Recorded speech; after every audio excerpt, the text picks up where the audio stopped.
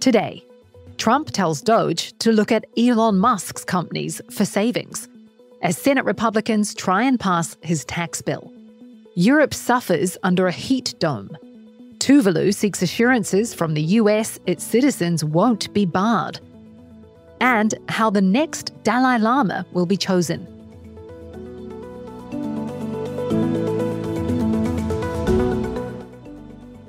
It's Tuesday, July 1st. This is Reuters World News, bringing you everything you need to know from the front lines in 10 minutes every weekday. I'm Kim Vanell in Wanganui, New Zealand.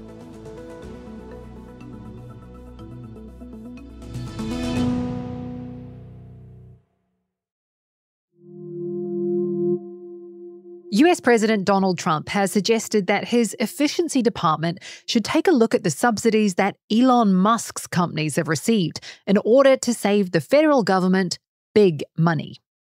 Elon may get more subsidy than any human being in history by far, Trump posted on Truth Social. Trump's comments come after Tesla CEO Musk renewed his criticism of Trump's sweeping tax cut and spending bill, vowing to unseat lawmakers who backed it after campaigning on limiting government spending. While Trump and Musk bristle at each other on social media, voting for the so-called Big Beautiful Bill has extended into a second day. The US Senate is moving closer to passing the massive spending bill that would further key parts of President Trump's agenda. Republicans can afford to lose no more than 3 votes in either chamber to pass a bill the Democrats are united in opposition to.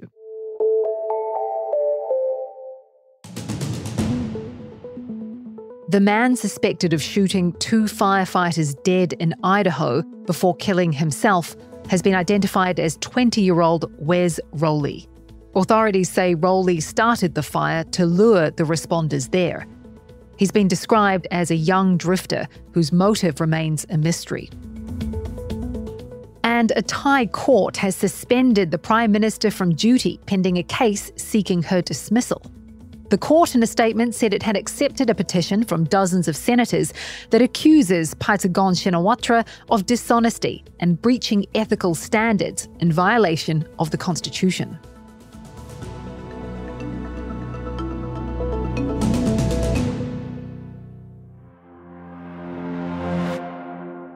Europe is sweltering under high temperatures caused by a heat dome. But what exactly is a heat dome?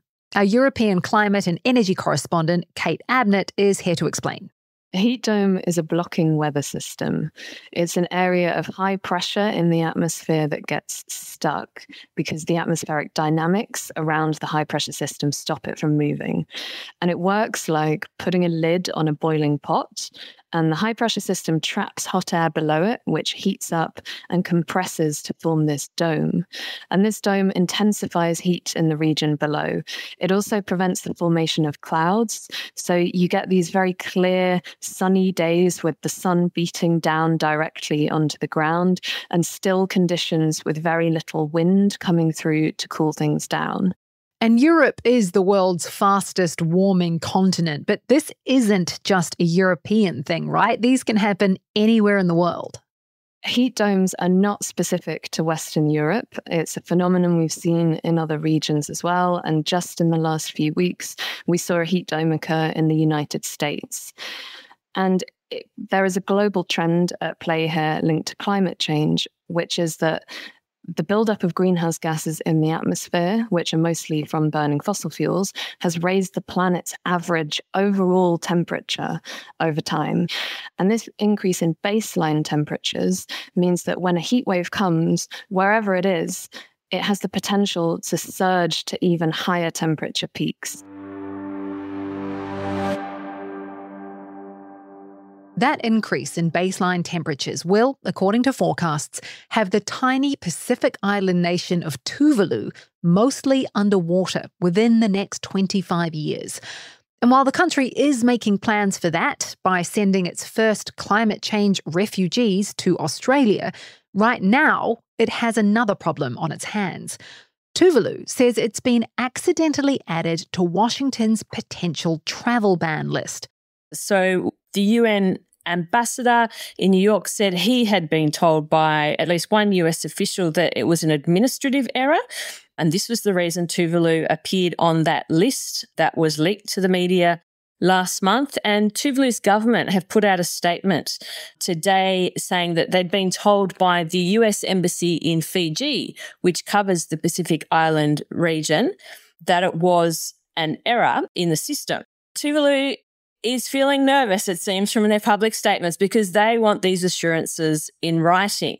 But Reuters has heard from a US official familiar with visa policy and who is saying no decisions have been made and any speculation's premature.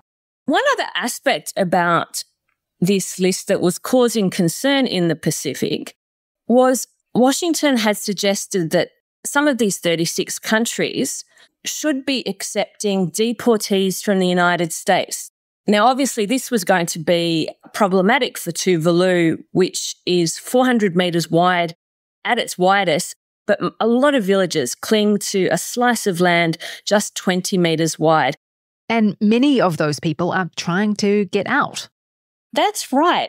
NASA scientists have a dire prediction that by 2050, daily tides will submerge half of the main atoll, Funafuti, where 60% of the population live. So Australia and Tuvalu have struck a landmark climate agreement that will allow 280 people a year from Tuvalu to migrate to Australia to live, work, and have the benefits of healthcare. And already over a third of the population have applied. The Dalai Lama, who is about to turn 90, will in the coming days reveal how his successor will be chosen. He's lived in exile in northern India since 1959, after fleeing a failed uprising against the rule of Mao Zedong's communists. China says its leaders have the right to approve the Dalai Lama's successor as a legacy from imperial times. Krishna Das is on site for the major gathering of Buddhist religious figures this week. Krishna, walk us through how the Dalai Lama's successor is traditionally found. So what happened with the current Dalai Lama was he was identified at the age of 2 in Tibet. An oracle would have a vision. The previous Dalai Lama will possibly leave some clues, and then a team of government people would go and look for a child who would be the next Dalai Lama. What's different is, the Dalai Lama set up a foundation in 2015 called Kheden Phobdrang Foundation.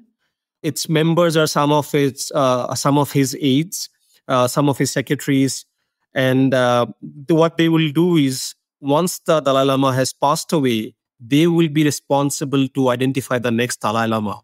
And there's this standoff with China. Can you tell us a bit about that and how that came to be? Yeah, so China believes it has been controlling Tibet for centuries. And the problem started when the Communist Party in China in the 1950s tried to assert its dominance on Tibet. And so there was an uprising from the Tibetans. And based on some guidance from an oracle in Tibet and then on fears of abduction by Chinese authorities, the Dalai Lama fled to India in 1959. China, of course, calls the Dalai Lama a separatist and as someone who has no right to lead the Tibetan people. So that is what the standoff is at the moment. What's the vibe like there? Lots of celebrities and tourists have arrived, right? Even Richard Gere? Lots of tourists have arrived here and celebrities have also arrived. He has been a great follower of the Dalai Lama for a very long time, along with Nancy Pelosi of the US. Richard Gere is one of these two people are some of the greatest vote supporters of the Dalai Lama and the cause of the Tibetans.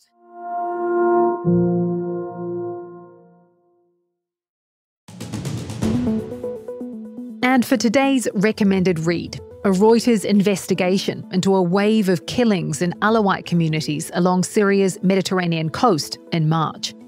Our investigation has pieced together how the massacres unfolded, identifying a chain of command leading from the attackers directly to the men who serve alongside Syria's new leaders in Damascus. You can read the full story on the link in the pod description. For more on any of the stories from today, check out Reuters.com or the Reuters app. And don't forget to follow us on your favourite podcast player. We'll be back tomorrow with our daily headline show.